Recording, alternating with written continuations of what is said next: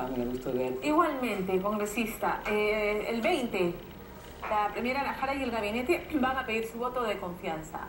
El presidente Alan García, el presidente, ha dicho, no, ya ahí tienen los votos, están tranquilos. ¿Es así? ¿Ya pueden cantar victoria antes del 20?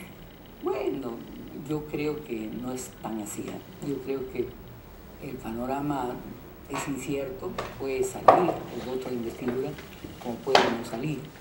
Sin embargo, yo creo que el nivel del debate no va a ser muy dialógico, muy concertador, ¿no? Obviamente esa es la imagen que la Premier está intentando mostrar, eliminando prácticas de otros premiers como Juan Jiménez. Sin embargo, mi impresión es que hay temas en el caldero político en la que ya el propio gobierno está desarrollando la contradicción. Uno de ellos acaba de señalarlo tú en la presentación. El tema de las el ministro Castilla, que está defendiendo las AFP, es más, el presidente del Congreso, el ahora ministro de Trabajo, congresista Otárola, también por ahí ha deslizado una opinión a favor de que se mantengan las AFP, no en general, no estamos hablando ni siquiera del tema estructural de revisar a fondo pues todo el tema del aporte al fondo de pensiones, el público y el privado, sino específicamente el tema del aporte obligatorio de los trabajadores jóvenes en su mayoría al fondo privado de pensiones y a una sola AFP, lo cual viola criterios de competencia elemental. Claro, ese tema. Usted, en su opinión, ¿debería derogarse, eliminarse el aporte de los independientes o tendría que revisarse y modificarse? Mira, Pamela, el año pasado postergamos la norma, ¿no? Este año había similar orientación, un proyecto presentado por el congresista Lescano, pero ahora hay más de 8 proyectos y me da la impresión que el temperamento en el Congreso, por la demora además que se está tomando, que se está teniendo para tomar una decisión, es ya por la derogatoria. El congresista que preside ahora la Comisión de Economía, Casio Guaire, ya notó que este va a ser un tema que va a hacerse invitando además al ministro de Economía, claro, para que exprese punto de vista. Yo creo que, Pamela, no es solo un tema en las AFP, o sea, no está siendo visibilizado, pero por ejemplo en el tema de la salud, que ahora es uno de los botes, se asume por el gobierno, hasta dentro de 2 años para haber un cambio con otro gobierno en el país, siendo que la salud es un tema estratégico para el actual gobierno, no está claro, por ejemplo, a nivel de medios de opinión, en el debate público, hay todo un proceso de privatización. El Hospital del Niño, por ejemplo, ya se ha entregado a una asociación público-privada donde se decía que se iba a privatizar solo los servicios administrativos y ahora ya se está privatizando los servicios de laboratorio, todo el tema biológico, y hay una suerte de transferencia de médicos del sector público a este tipo de hospitales donde van a ganar un poco más, y entonces en alguna medida hay un tránsito a la privatización de los servicios de salud con costos para el usuario, con mediocrización de los otros servicios. Es un tema de fondo, ¿no? Manuel Dahmer anotaba en mi bancada que también está cocinándose la privatización de la electricidad. Es un servicio pues de todo peruano, o hasta la del Banco de la Nación. Por eso yo decía ahora que de repente ya no estamos planteando el paradigma de peruanizar al Perú, sino de privatizar al Perú, poniendo por delante intereses privados, ¿no? Este 20 será para Ana Jara y el gabinete. El tema de las AFPs, que la oposición, hay consenso en la oposición. Hay mayoría, no solo en la oposición, me atrevería, hasta en el oficialismo, hay, creo, un espíritu orientado a ¿El tema tiene que derogarse o modificarse? Porque son 2 cosas diferentes, derogarse o modificarse. Bueno, ahora me parece que hay una hegemonía de que debe derogarse esa ley en específico, no todo el sistema. Claro, el tema del aporte, de los aportes a los independientes. Ahora me parece que hay mayoría en que debe derogarse. Es más, la ministra Ana Jara, en la reunión que tuvo con mi bancada, dijo que el espíritu gubernamental no es a defender a ultranza la ley, que lo que van a hacer es auspiciar el debate sobre la ley y que lo que aprobara el Congreso no lo observaría el Ejecutivo.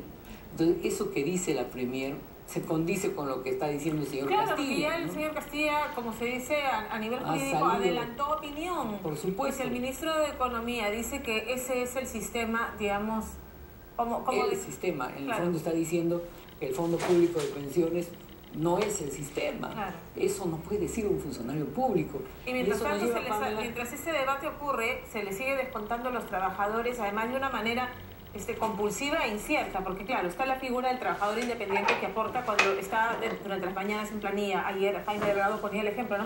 Es profesor en una escuela y pasa sus recibos por eso. Pero luego a la tarde tiene unos cachuelitos y también emite sus recibos. Ahí también se le va a descontar. Entonces, o los trabajadores que no tienen permanentemente trabajo, ¿cierto? Que tienen un día sí, un día no, una semana mucho trabajo, otras semanas no, pero va compensando sus ingresos de esa manera. Claro, además hay el principio pues de libre determinación, de autonomía de la voluntad de una democracia. Si yo soy un trabajador independiente, por último tengo derecho a yo, por mis propios medios, como dice Vitocho, aportar directamente a la banca y no hacer que por la tercerización de las AFP me descuenten toda una cantidad que lo que a quien le da utilidades es a las AFP. Claro. En cambio, si yo invierto de frente a la banca, de repente puedo cobrar más intereses y tener un acceso más directo a mi patrimonio. Entonces, ¿no? Ese es un tema, AFPs. El otro tema que está sobre el tapete es el tema de los cornejolics, los lobbies que han salido, y aun cuando Ana Jara y el ministro de Energía y Minas se han pronunciado sobre el tema, igual queda esta suspicacia de cómo se están manejando los lobbies, que no son malos en sí, o sea, en política se hacen lobbies, pero es la forma poco transparente en que estos cornejolics revelan que se están haciendo. Pamela, en el país somos, creo, el país de América Latina que en materia de normatividad en lobby somos el paradigma. El tema es que la ley no se cumple, pues.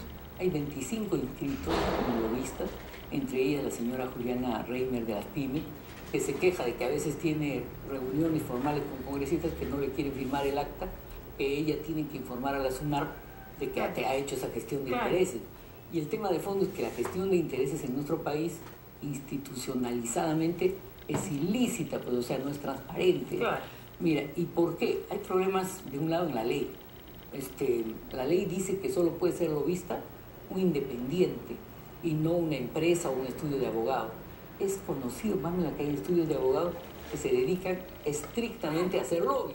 Entonces, ¿por qué no hacerlo legal como en Estados Unidos? ¿Por qué no hacerlo transparente? ¿Por qué hacerlo por lo bajo? Porque seguramente no se entra, pues, bajo los parámetros de la libre competencia, ¿no es cierto? Y sujetos, pues, al debate público sobre los conflictos de intereses. ¿Las declaraciones, ¿no?, que ha hecho la ministra y los ministros aludidos en el tema, la dejan satisfecha? No, en absoluto. A mí me parece que ese tipo de lobby que han hecho los ministros, en concreto, por ejemplo, el que acabas de citar, el de Energía y Minas, es un lobby legítimo, pues, porque no es transparente.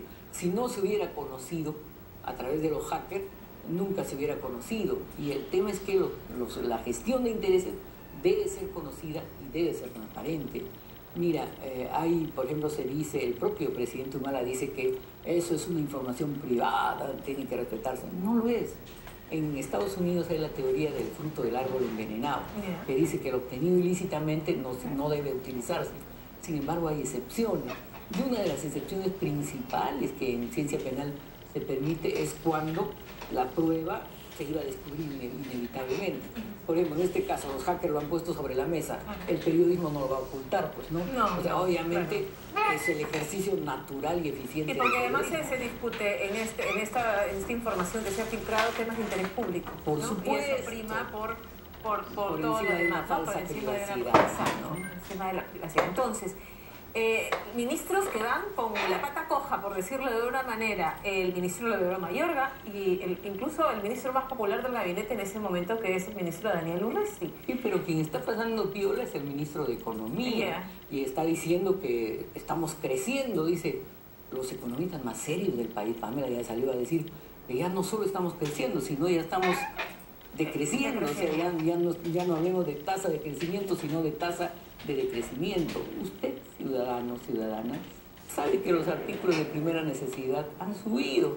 La canasta básica ya no sirve para lo que servía hace un mes. No es cierto, todo es cierto. Bueno, pues, señor ministro de Economía, ¿no? O sea, piense en los bolsillos de los trabajadores. Y el tema del salario mínimo vital también, ¿no? Que está debajo de la mesa, ¿no? Casi le cuesta la cabeza. Por supuesto, mire, le dieron tremendas facilidades tributarias a Villanueva, ¿no? Le han dado tremendas facilidades tributarias a grandes empresas, a quienes se les ha condonado deudas. Hasta ahora no sabemos quiénes son. Creemos que entre las que se le ha condonado tributos está la Telefónica. En cambio, al de abajo, al que gana menos o casi lo mínimo, salario mínimo vital, como tú bien dices, hasta lo que cachulee al final del día tiene que declarar. Van a hacer su mordidita. No puede ser, ¿no?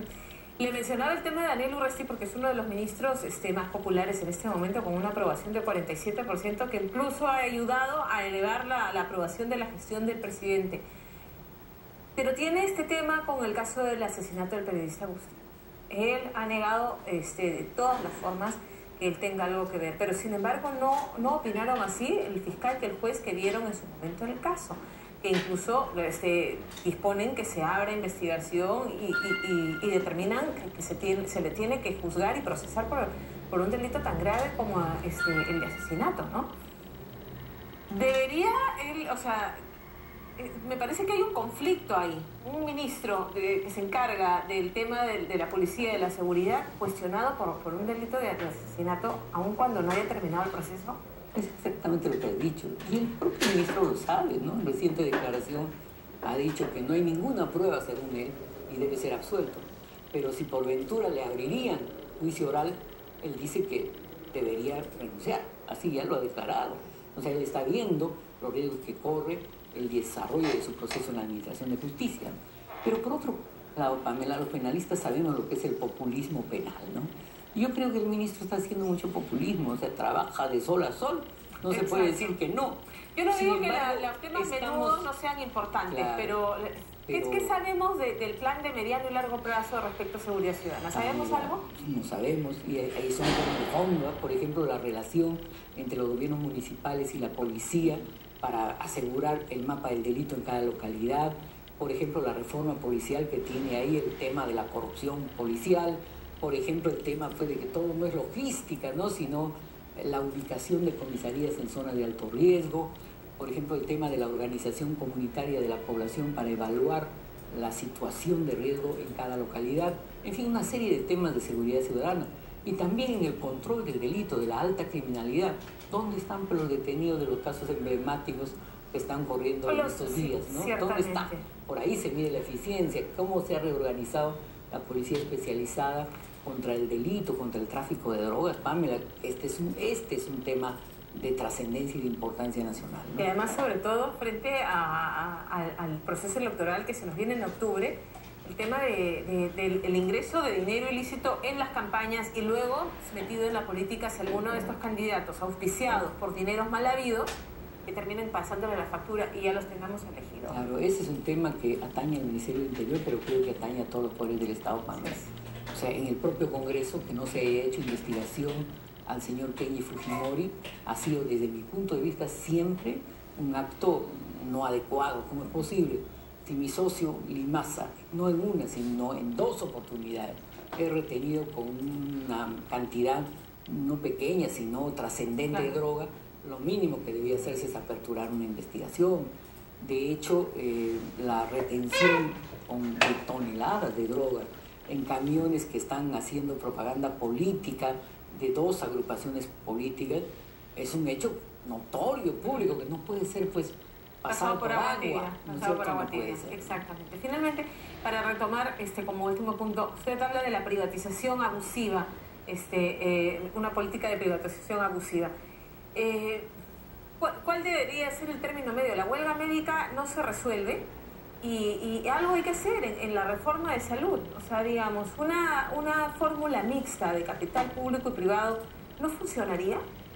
En algunas circunstancias sí, nosotros no nos negamos.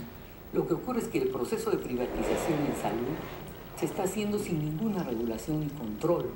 Se está haciendo a través de proinversión, presumimos, pero sin ninguna normatividad que establezca parámetros de regulación. Por ejemplo, nos hemos enterado que en los conejos del ISSSTE habría un correo, presuntamente, en el que el ministro de Economía, el señor Castillo, estaría enviando una comunicación orientada a que los parámetros de importación de medicina, esta de la medicina barata, es decir, la importación de la medicina básica de genéricos, se haga sin establecer los controles de la Organización Mundial de la Salud, sino haciendo más flexibilización. O sea, otra vez el criterio mercantilista de la utilidad, en vez de poner por delante el criterio de la salud y sobre todo de los amplios contingentes de la población. Si se privatizan, por ejemplo, el Hospital del Niño o el Hospital Santa Rosa, en el caso del Callao, creo que el criterio no puede ser solo privatizador. Se ya habla de mandiles verdes en el sentido de privatizar laboratorios y administración, y no médicos. Pero el tema es que cuando se precariza el régimen remunerativo de los médicos, hay una suerte de migración interna.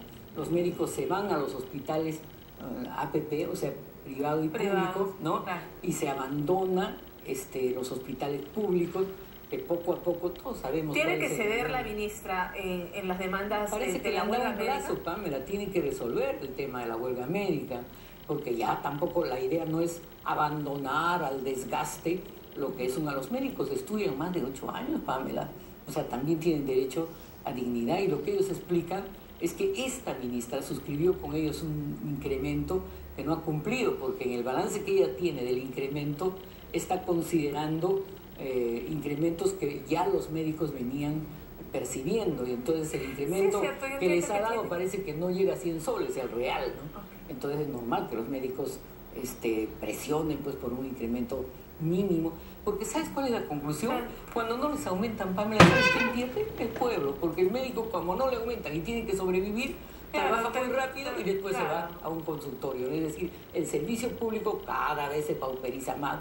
Los médicos en estos hospitales privados, ¿sí cree que pasa por el tema de un aumento de sueldo inmediato para resolver el tema, que se levante la huelga por lo pronto y de ahí en adelante? Claro, además en estos hospitales privados, y con eso yo ya termino de introducir el tema, parece que como hay de por medio la ganancia, pues hay demasiados usuarios, entonces atienden 3 minutos, 4 minutos, 5 minutos, ¿no? Entonces, ¿qué seriedad hay en esas atenciones tan céleres, Pamela, no? Un tema que se va a debatir en el Congreso. Finalmente, el lunes hay una reunión de los voceros de bancadas, si usted es vocera, con el presidente del Jurado Nacional de Elecciones respecto precisamente a los narcocandidatos. Estamos asqueados de ver la cantidad, no solo, de narcocandidatos, por supuesto, pero en general, candidatos que tienen prontuario. Delincuentes. ¿No? Prontuario, candidatos con prontuario. Yo digo, la cantidad de adultos de población que podría ocupar un cargo público, ¿por qué incluir en una lista a alguien que tiene prontuario? Porque creo que de fondo son que el sistema de filtros en las agrupaciones políticas para definir quiénes son candidatos no existe. Y además el filtro principal es el patrimonial. O sea, el que tiene dinero es candidato, pues, ¿no? Y generalmente detrás de la billetera gorda, Pamela, hay negocios ilícitos. Entonces yo creo que se debería tomar algunas decisiones. Por ejemplo, el señor País ha anunciado, para no citar a mi agrupación política, ha anunciado que a esos candidatos los van a separar.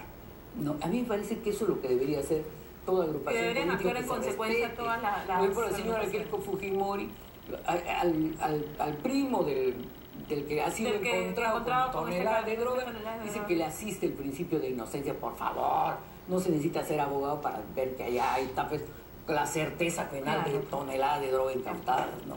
¿Comparten ustedes también como bancada esta sugerencia, esta iniciativa de País? Sí, a nosotros nos parece que es una iniciativa. Es más, en nuestra bancada ya la veníamos discutiendo, ¿no? Y esto se va a proponer el día lunes. Por supuesto. Muy bien. Muchísimas gracias, congresista, por estar esta tarde con nosotros. Es un gusto verte. Estás delgada, estás bonita. Muchísimas gracias. Qué bella. Hacemos una pausa en Más que Noticias y regresamos.